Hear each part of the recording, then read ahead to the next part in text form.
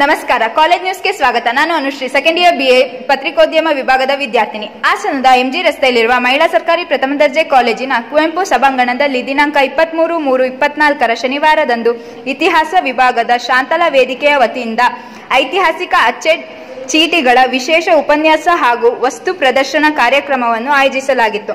ಮುಂದಿನ ವರದಿಯನ್ನು ನಿಶಾ ಅವರು ನೀಡುತ್ತಾರೆ.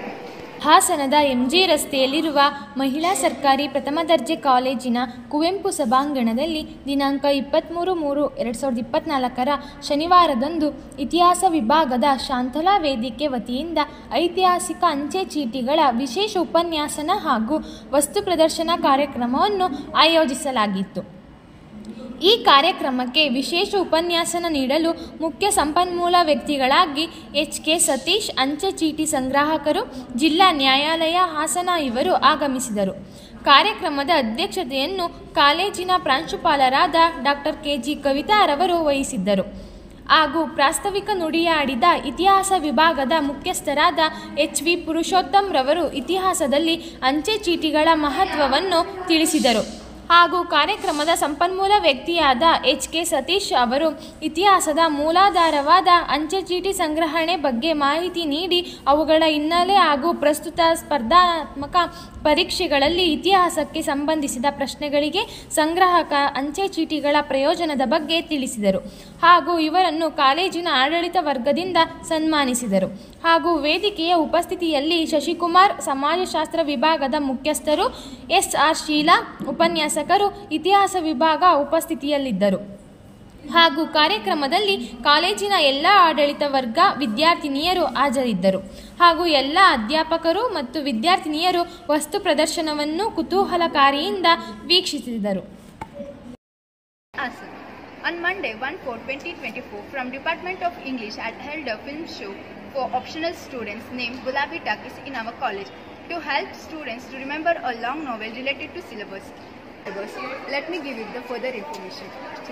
This program was presided over by Dr. KG Kavita, Principal of Government First Grade College for Women, MG Road, Hassan. This program was held to make students understand the long text related to syllabus. Yogesh S. had organized this program and he had explained the importance of the content and the program, because rather than explaining it can be more relevant and also students can remember it when it was seen through the visuals. So it's a very good idea from Yogesh S. sir. Even the principal ma'am wished us a very good luck and also encouraged us to read more and more of poetries, lyrics and also about the poets. English lecturers and all the students of optional English were present in the program. ನಾನು Rashmi MJ, ದ್ವಿತೀಯ BA ಪತ್ರಿಕೋದ್ಯಮ ವಿದ್ಯಾರ್ಥಿನಿ. ಹಾಸನದ MG ರಸ್ತೆಯಲ್ಲಿರುವ ಮಹಿಳಾ ಸರ್ಕಾರಿ ಪ್ರಥಮ ದರ್ಜೆ ಕಾಲೇಜಿನಲ್ಲಿ ದಿನಾಂಕ 19/3/2024 ಮಂಗಳವಾರದಂದು ಕರಳು ಮತ್ತು ಸ್ವಾಸ್ಥ್ಯ ಉಪನ್ಯಾಸನ ಕಾರ್ಯಕ್ರಮವನ್ನು ಆಯೋಜಿಸಲಾಗಿತ್ತು. ಇದರ ಮುಂದಿನ ವರದಿಯನ್ನು ಸ್ವಾತಿ MC ಅವರು ನೀಡುತ್ತಾರೆ.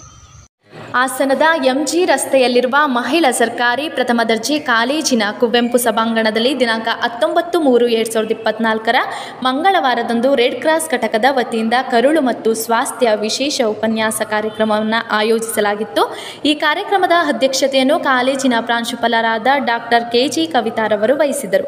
ಹಾಗೂ ಕಾರ್ಯಕ್ರಮಕ್ಕೆ ಸಂಪನ್ಮೂಲ ವ್ಯಕ್ತಿಯಾಗಿ doctor Shalini HE, BA MS, MD Ayurveda ತಜ್ಞರು ಆಗಮಿಸಿದರು.